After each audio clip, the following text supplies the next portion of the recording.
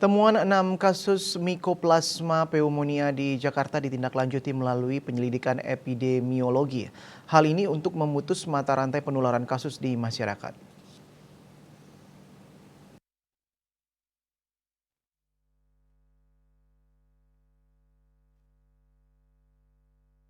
Dirjen Pencegahan dan Pengendalian Penyakit Dirjen P2P Kementerian Kesehatan RI, Maksi Ren Rondonuwu, dikutip dari kantor berita Antara Rabu 6 Desember mengatakan pihaknya 2 hari lalu mendapat laporan dari Dinas Kesehatan DKI, setelah itu dilakukan konfirmasi.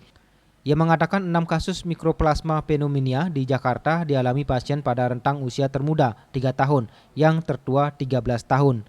Kejadian itu dilaporkan dari Rumah Sakit Medistra Jakarta sebanyak 5 pasien dan The Jakarta Women and Children Clinic atau JWCC sebanyak 1 pasien. Gejala yang dilaporkan mirip dengan pneumonia pada umumnya, seperti muncul ingus, napas sesak, dan umumnya diawali dengan panas, batuk, sakit kepala, serta sesak napas ringan. Dari hasil pemeriksaan laboratorium di RS Medistra, kata Maksi memang terbukti positif bakteri mikroplasma pneumonia. Kemenkes melakukan cek silang sampel pasien di jejaring laboratorium pemerintah dengan hasil yang sama.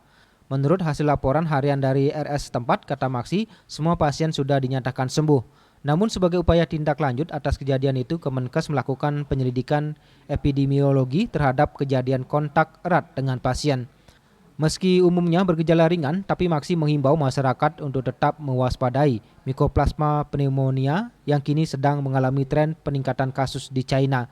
Caranya dengan perilaku hidup bersih dan sehat atau PHBS dan membiasakan mencuci tangan menggunakan sabun untuk membunuh bakteri.